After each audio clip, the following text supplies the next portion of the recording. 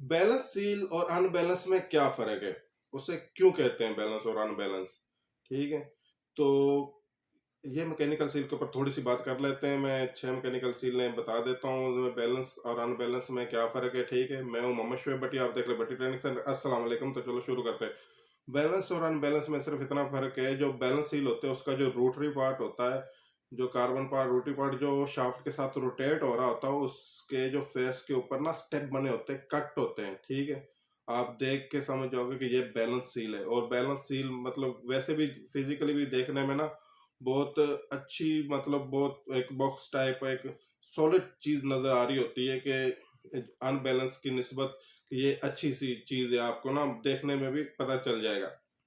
ठीक है, और इसमें मतलब कि जैसे ये कार्ट्रिज सिंगल मैकेनिकल सील ये बैलेंस में आ जाती है नंबर 1। ठीक है, ये कार्ट्रिज एक बॉक्स टाइप होती है कार्ट्रिज मैकेनिकल सील, ये सिंगल में ये बैलेंस में आ जाती है। ठीक है, मेटल बेलो मैकेनिकल सील ये भी सिंगल में, ये पूरी मेटल की होती है और इसके अंदर एक बेलो नुमा होती है। बेलो किसी चीज में भी आप लगा सकते हैं, पाइप में लगा सकते हैं हम, जहाँ पे हमारा वाइब्रेशन का ज्यादा होता है तो बेलो थोड़ी ना एक्सचेंज ऐसे होती रहती है, वो ऐसे होते हैं। ठीक है, ये टेफलॉन बेलो ये भी बैलेंस में आ जाती है। ठीक है, कार्ट्रेज मेटल बेलो, टेफलॉन बेलो और मल्टी स्प्रिंग, उसमें स्प्रिंग ज्यादा होते हैं। ठीक, मल्टी स्प्रिंग। ठीक है, ये भी मैकेनिकल सील ये भी बेलो में आ जाती है, ये आ जाती है बैलेंस में, सॉरी आ जाती है। ठीक है, और जो अनबैलेंस में आ जाती है वो सिंगल स्प्रिंग और कॉनिकल होती है, कॉनिकल स्प्रिंग। ठीक है, एक सिंगल स्प्रिंग उसमें पूरा स्प्रिंग जो आपका होगा वो बराबर होगा, साइज दोनों साइज से वो सिंगल स्प्रिंग होगी। और कॉनिकल और सिंगल स्प्रिंग में सिर्फ इतना फर्क है, जो आपका सिंगल स्प्रिंग है वो उसका आपका जो स्प्रिंग होगा वो दोनों साइड से ना फेस उसका जो डाया होगा स्प्रिंग का वो बराबर होगा। और जो कोनिकल स्प्रिंग मैकेनिकल सील है ये अनबैलेंस में आती है, इसका एक फेस आपका स्प्रिंग का बड़ा होगा, दूसरा कोना नुमा होगा। ठीक है, तो ये हो गई आपकी कोनिकल मैकेनिकल सील और दूसरी हो गई आपकी सिंगल स्प्रिंग मैकेनिकल सील। ठीक है, और इसके जो अरेंजमेंट होते हैं वो तो आपको पता है, back to back, face to face और टंडम अरेंजमेंट होता है। ठीक है, इसके ऊपर भी बात करूंगा अगर किसी मेरे दोस्त को जो मैकेनिकल सील्स की वो प्रेजेंटेशन चाहिए।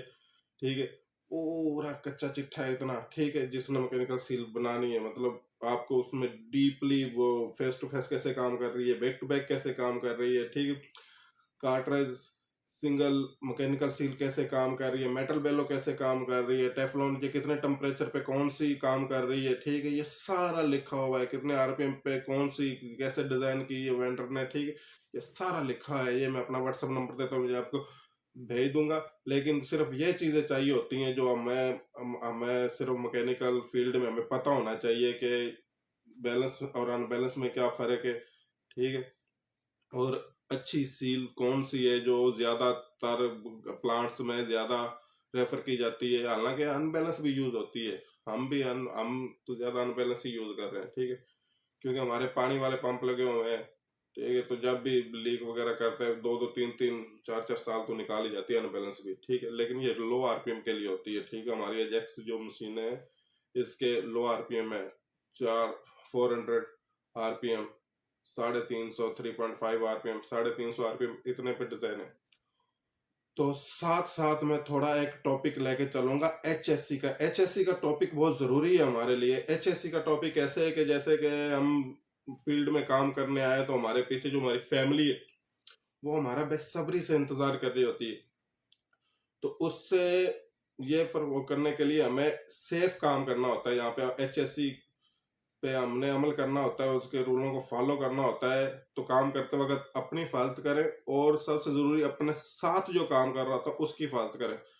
साथ कैसे, मतलब मैं हाइट पे काम कर रहा हूँ, मेरे हाथ में कोई स्पैनर वगैरह, अब नीचे मेरा कोलीग या मेरा दोस्त काम कर रहा है, मैंने ऐसे मेरे हाथ से स्पैनर गिरा, या मैं कोई हैमरिंग कर रहा हूँ, मेरे हाथ से हैमर गिरा, जो बेचारा नीचे काम कर रहा है तो उसे हिट कर जाएगा, लग जाएगा। तो इससे हम कैसे करें, हम कैसे बचते हैं, हम इसे सेफ्टी रूल सब हम फॉलो करके हम कैसे करते हैं। हम जो ट्रैकिंग कर रहे होते हैं, जो स्पेनर होता है उसको हमने बांध रखा होता है किसी चीज से, और अपने साथ या किसी चीज से बांध रखा होता है। ठीक है, और हैम्बर को भी हमने बांध रखा होता है। जैसे कि हमारा हैम्बर स्लिप हुआ, गिरा, तो क्या होगा कि वो गिर तो जाएगा लेकिन नीचे नहीं जाएगा। जो उसके साथ डोरी होगी ना, जो रस्सी होगी, ठीक है, जो वायर होगी, वो उसको क्लोज कर लेगी, मतलब होल्ड कर लेगी। ठीक है, तो एक एक मैं हर वीडियो में अब एक एचएससी का पॉइंट लेके चलूंगा। जैसे कि ये तो एक मैंने एक प्रैक्टिकल चीज बता दी। ठीक है, तो जब भी आपने काम शुरू करना है, पीटीडब्ल्यू तो आप इशू करवाते हो, परमिट टू वर्क इशू करवाते हो। ठीक है, लेकिन बहुत सी ऐसी फील्ड है यहाँ पे पीटीडब्ल्यू इशू, छोटे छोटे ठेकेदार लगे होते हैं,